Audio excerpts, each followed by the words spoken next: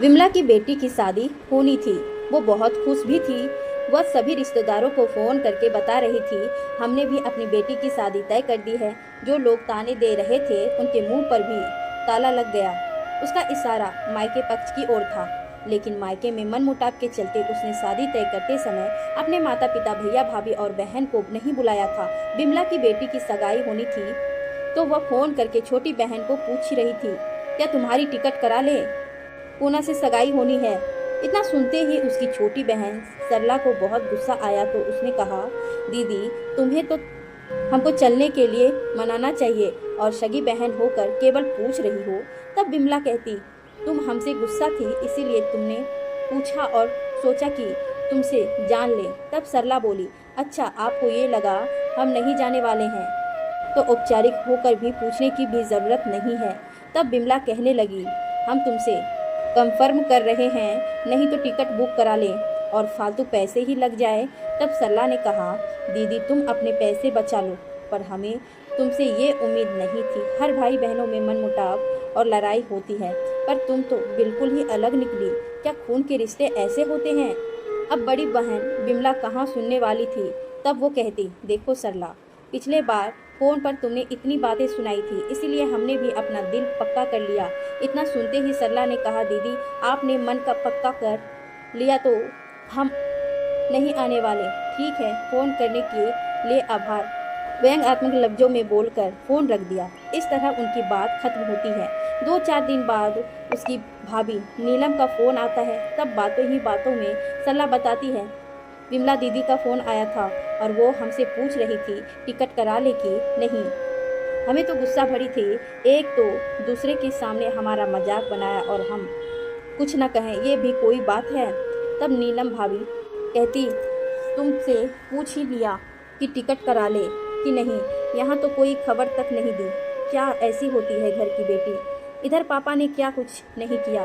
एक तो विमला दीदी ने घर में दोनों भाइयों में फूट करा दी, बड़े भाई साहब को अपनी तरफ कर लिया। इधर पापा कितने व्याकुल और बेचैन से हैं। हमसे तो पापा की हालत नहीं देखी जा रही है।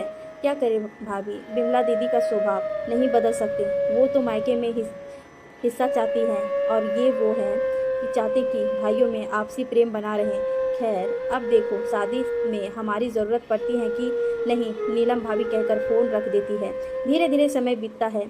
कुछ दिन बाद विमला की बेटी की शादी की तारीख भी नज़दीक आ जाती है। एक दिन सरला मौसी की बेटी को मिलती है। तब वह बताती हैं, हमारे पास शादी का नोटिफिकेशन आ गया है। विमला दीदी ने हमें इनवाइट कर दिया है और फ़ोन पर बोल दिया है सबको आना है। इस तरह हमें बुलाया है। पता है विमला दीदी ने मायके पक्ष में से किसी का नाम नहीं छुपाया। ये उन्होंने अच्छा नहीं किया। तब सरला कहती, हमारी दीदी को मायके की ज़रूरत नहीं है, इसीलिए मायके की देहरी इस तरह छोड़ रही है। पर सोचो, ये बात पापा को पता चली तो क्या होगा। तब कजन सिस्टर बोलती, सरला कितने भी रिश्तेदार हो पर सगे लोग शामिल ना होते तो लोग तरह तरह की बात बताते हैं। अपनों की कमी तो खलती ही है। हो सकता है आखिर समय तक उनका मन बदल जाए। अब सरला कहाँ चुप रहने वाली थी। उसके मुख से व्यंग्यात्मक लफ्जों में निकल गया, दीदी तो पैसे के लिए वो सबसे बुराई में ले रही है। कल के दिन हम लोग के घर में शादी वगैरह होगी तो हम भी नहीं बुलाएंगे और क्या, वो ही हमसे रिश्ता ख़त्म कर रही है। उनको ये नहीं करना है कि अपना बड़प्पन ही दिखाई। धन संपत्ति का क्या है, आज है कल नहीं। पता नहीं कैसी उनकी सोच है। खैर जाने दो, क्या कर सकते हैं। पर खून का रिश्ता है, दुख तो होता है।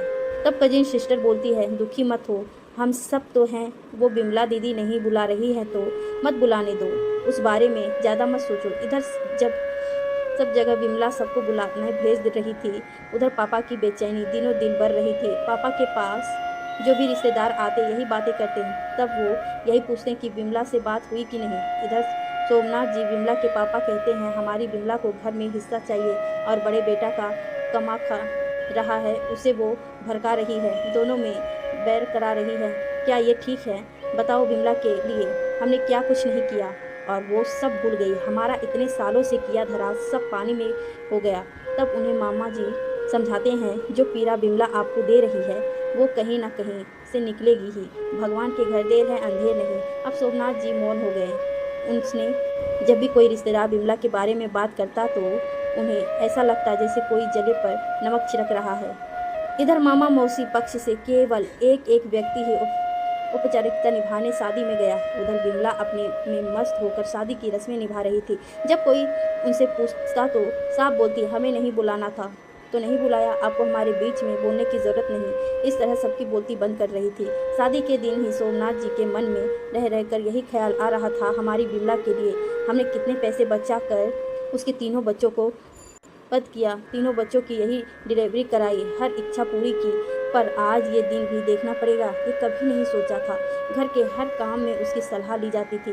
भाइयों बहनों की शादी में उसकी अहमियत कभी कम ना होने दी, जबकि उसने तो हमें किसी लायक भी नहीं समझा। बताओ कैसी हमारी औलाद है, इसके पास कोई कमी नहीं है, फिर भी इसे भाइयों की बराबरी में हिस्सा चाहिए, इसलिए बड़े को भड़का कर अपने तरफ कर लिया।